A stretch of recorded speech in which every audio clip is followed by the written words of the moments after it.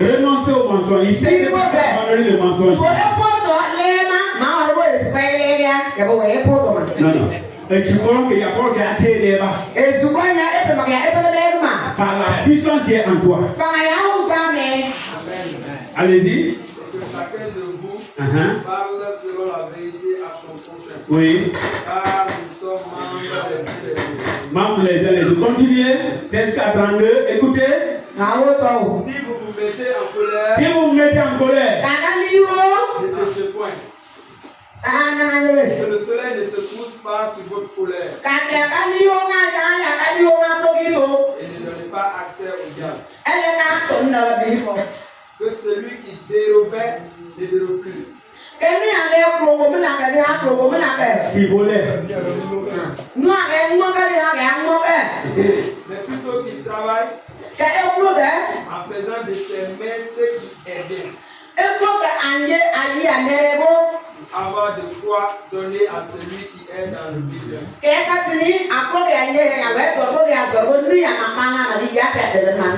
Qu'il ne sorte de votre bouche aucune parole mauvaise. Mais s'il y a lieu quelques bonnes paroles,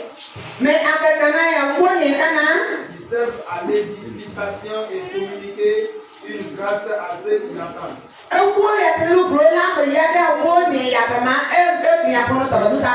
N'attristez pas le Saint-Esprit. N'attristez pas.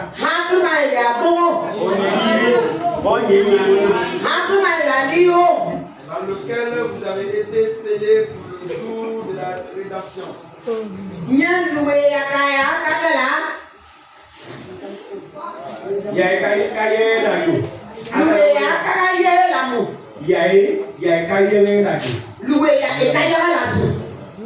Que toute amertume, toute animosité, toute colère, toute clameur, toute calomnie et toute espèce de méchanceté disparaissent du milieu de vous.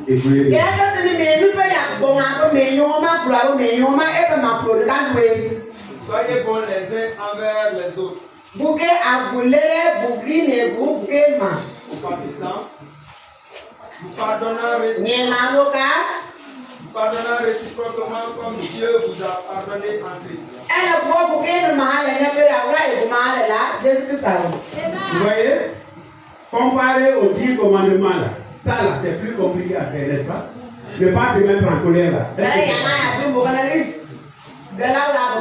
Non. Hein? C'est plus difficile.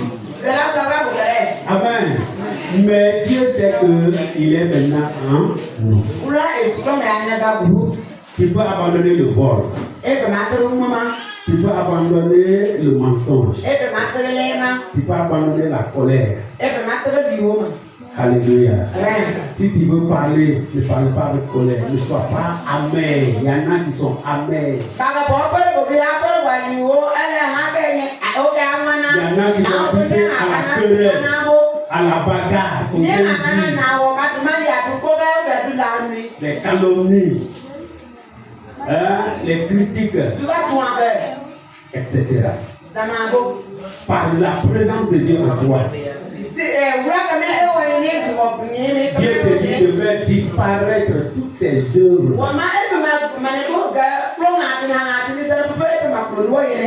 Il faut que tu sois bon. Soyez bons les uns envers les autres.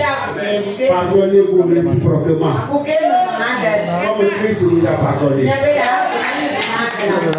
Un discours comme ça, les gens dehors vont dire ça là. C'est pas pour les autres. Ça c'est pour les gens qui sont dépassés. Amen.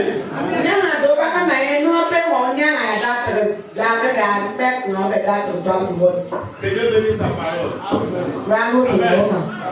Vous avez dans votre Bible le chapitre 5, 6 et 7 de Matthieu. Ça, c'est le comportement du royaume. Maintenant que nous sommes dans le royaume de Dieu, c'est ce qu'il faut faire. Commençons à lire Matthieu 1. Matthieu chapitre 5. Je vais lire rapidement, vous allez écouter seulement. Matthieu chapitre 5. Matthieu 5, verset 1. Oui. Quand Jésus vit ces foules, Oui. Il monta sur une montagne et s'assit. Matthieu chapitre Écoutez 5. bien. C'est le comportement que nous devons avoir. C'est comme quand on nomme le président de la République. Il dit dans mon royaume. Voici comment on va faire. C'est ce discours que Jésus est en train de tenir ici. Si tu es de son royaume, voici comment tu dois vivre. Alléluia. Quand Jésus vit ses foules, il monta sur une montagne et s'assit.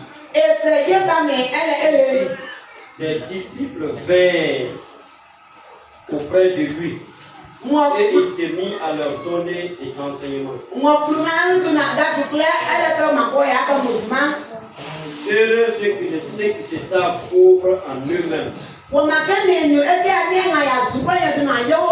Le royaume des cieux est à eux.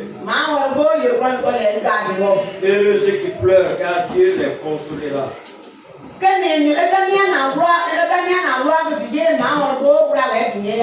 Heureux ceux qui sont doux, car ils recevront la terre que Dieu a promise.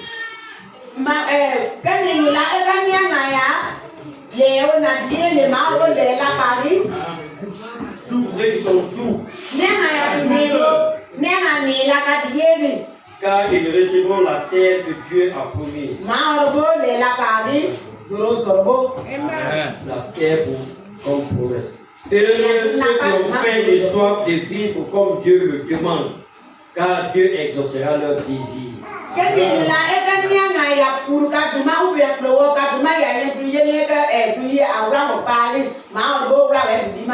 Heureux ceux qui ont de la compassion pour autrui, car Dieu aura de la compassion pour eux.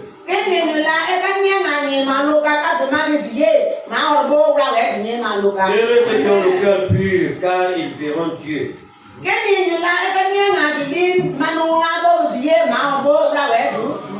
Ceux qui ont le cœur pur. Ceux qui ont le cœur pur.